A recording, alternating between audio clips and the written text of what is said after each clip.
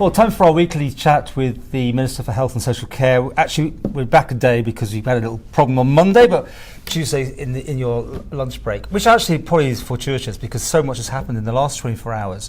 I suppose the big thing is the vaccine and how we are going to be able to get that and that sort of thing. That's all in place. We keep hearing about you telling us we have a quote, a certain amount that's going to come in. Is that still the case? Yes, we have logistical plans in place as to how we would roll out a vaccine. We've been building those for quite some time. We've been working very closely with the NHS in the UK as to how we would do any rollout. As I think I've stated publicly before, we would get our share on a per head of population basis because we are part of the NHS supply chain, so the vaccine will come through that, and we have a full logistical plan as to how we would roll it out across the population. Because the UK is already saying 85, isn't it? Then down to 80, 75, and doing that sort of thing plus key workers, I think. Yeah, I mean, we're obviously a very much smaller population than the UK. One of the things we would look at, which I think I've mentioned before, is we would look at doing frontline workers, so doctors, nurses who are on the front line, and also the vulnerable categories first, those that fall into the vulnerable categories either by age or by medical condition. Obviously voluntary. Yeah, of course, all vaccination is voluntary. You will always have people who do not want to take the vaccination. That is entirely their choice. But for those that do wish to have it, we would be rolling it out across the different categories.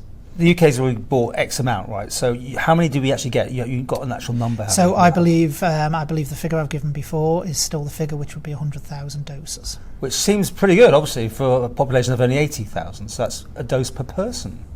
So the doses it would need to be, if it's the Pfizer vaccine, then it's 2 injections that would be needed. So initially that would be 50,000 is my understanding. Got it. Still pretty good numbers though. It is very good numbers, but I do need to emphasise again, with my cautious nature, Paul, you know what that's like, a vaccine isn't necessarily a silver bullet, because vaccination programmes need to be rolled out over time. We are not going to be able to go from day one, no vaccination, to day 2, suddenly everything's fine, everyone's vaccinated. It takes time to do these things, and obviously we're not going to get 50,000 doses in one go. The vaccine will be rolled out over time. So now obviously the news stories yesterday were suggesting the first could be before Christmas. I personally would be a bit cautious by that. Great if they are, but I think you're probably more likely to start seeing a rollout in the new year.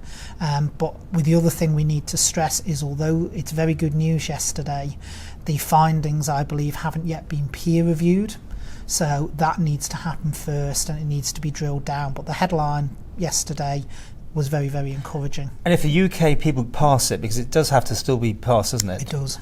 Automatically, it's rubber stamped here? Are we literally that sort of situation, or do we then have to put through more hoops here? Well, we do have to evaluate it ourselves, but if it passes the medical, if it passes the medical tests in the UK, you would expect it to be rolled out here. They're talking about indemnities, aren't they, against the companies? You'd have to do. Yes, so there would have to be similar. There would have to also be changes in our legislation to allow it to do, and those changes are being looked at now. It's 90%, which is fantastic, but anything over 50% technically is okay, isn't it? You are so careful about numbers. I mean, that leaves a 10% window there of people that won't have any effect on them, and they can still get it or something like that. That means we just can't open borders overnight then, I'm guessing. Well, the 90%, if that turns out to be the case, is exceptionally encouraging. That's very effective for a vaccine. But it still leaves potential. It will always leave potential. As with anything, there's always potential. With a vaccine, you're never going to get a vaccine that's 100%. 90% is really pretty much as high as you go with, in many cases, with a vaccine. So if those numbers stack up, there's still further hoops to go through. We do need to emphasise that. And also, like I say, the findings need to be peer reviewed. But if that does stack up, then that is exceptionally encouraging. You've got to keep it at minus 70 degrees or something. Minus 80, I believe. 80? Yeah, okay, I believe minus whatever. 80, minus 70, minus 80. That takes infrastructure. Is that in place already? It does, yes. We've been working on the infrastructure. We've been working very closely, again, with the UK as to how we would transport it, how we would store it, and how we would roll it out. Again, obviously, we're not going to get all the doses in one go. They're going to be done over a period of time. Do you think this is the way forward? It's obviously the way forward, but do you think this is the way out of this? I mean, like I say, if there's a 90%, if it keeps its 90% accuracy rate, then then basically I think obviously it's very encouraging, not just for us, but around the world, and it gives further options, because one of the key things is to get the number of cases down. The problem with viruses is it's very hard to ever completely eradicate a virus. Spanish flu was around for a lot longer than 1919 to 1921. There was cases of Spanish flu into the 50s when it was pretty much wiped out by another virus coming along. So, COVID-19 as a virus will probably be around potentially forever in low numbers, but it's getting over the pandemic period where you have the virus exponentially growing. And let's not forget up there in was it Denmark, when they had to kill all those minks the other day, and because it was a mutation of that or something. I mean, they're being cautious with that, right. Because they were seeing some mutations in it, and there was some pass back to humans. I haven't seen any scientific papers that have actually laid out in detail how much of a mutation, because all viruses mutate even when they pass from person to person. What matters is whether that mutation changes the way the virus interacts. So if the virus actually attacks in a different way your system, if the spike proteins change, etc. within the virus, I haven't seen anything yet around that where there's a detailed analysis of what that mutation is. But in Denmark they have taken probably, I would say, the very sensible course of actually saying they needed to take action there and then. Now, of course, there's another vaccine that's also potentially any day now. By the time it even goes out, it might yet get the nod or not. But would that affect things that also, would we end up with double dosages if that would be the case? Because I think the UK government's placed an order with that as well. Well, this it's too early to say. Yeah, it's the Oxford one. The Oxford one is looking promising as well. We would, again, through NHS supply, if that came off, be entitled to a supply. We would then consider whether we would wish to be administering two different vaccines, or whether it would be better for our vaccination programme to administer one. I think we've talked about this before, but do you have to battle in any way? I mean, they probably want the vaccine as much more than because they've got to hand it over almost. How's it guaranteed to get to our shores? Because the orders are already placed, and we are part of NHS supply. We have an agreement that we are treated exactly the same as any other NHS area in the UK when it comes to things like this. So it's the same with equipment, it's the same with access to support. As an Ireland, we have always stuck rigidly with being a member of NHS supply because it gives us that sort of access. So we're not having to go off and negotiate independently as a small jurisdiction, but we have that agreement with the UK that on things like this we will be treated exactly the same as, say, Lancashire would be, Durham would be, London would be. And would you take it yourself? Yes.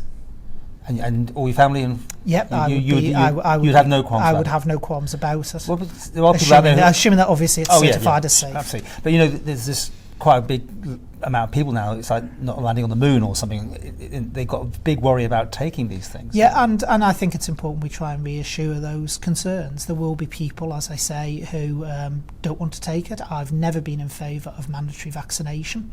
I do think it's something that's a personal choice.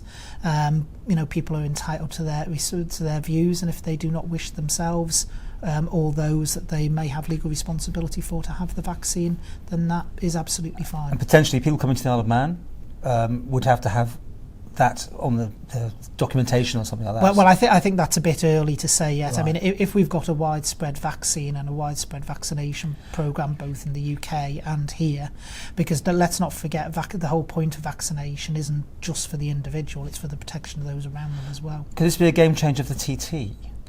Well, again, too early to speculate. Let's. Obviously, it could be a game changer for a lot of things. Is it off the TT? No. There's no decisions. When's the decision? There's no decisions being made. When? I would expect in the new year a decision will be made around TT. Everyone keeps telling me different dates.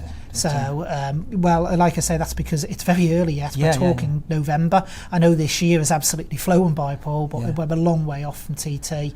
And even with pandemics in the normal course of things, even if there isn't a vaccine or anything else, things can change quite quickly one way or the other. Okay. So it would be far too early to be making a finalised decision now. Can you put any more meat on the bones on the sad death that we've had here in the Isle of Man? I mean, another COVID death. It's very vague. I think since then it's now definitely been said it was at the hospital. So underlying health concerns? So I mean, first of all, can I say, it was devastating to hear that yet another member of our community has lost their lives. it brings home again just how lethal this virus is.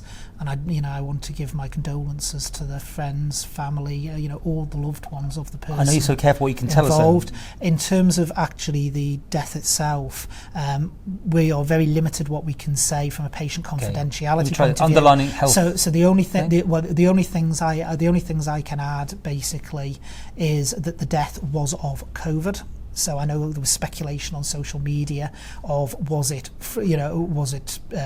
other underlying health conditions that killed the person. It was COVID that killed the person, and that it was someone who had travel history. Because obviously we don't have any community cases. Can you place that person in an age range for us? I can't, because that's because we have such low number. Very vague on older person? No, because we have such low number of cases, that's patient identifiable information. We're back to where we were, Paul, if you remember, at the start of the pandemic, where we had to be very, very careful when we had a low number of cases.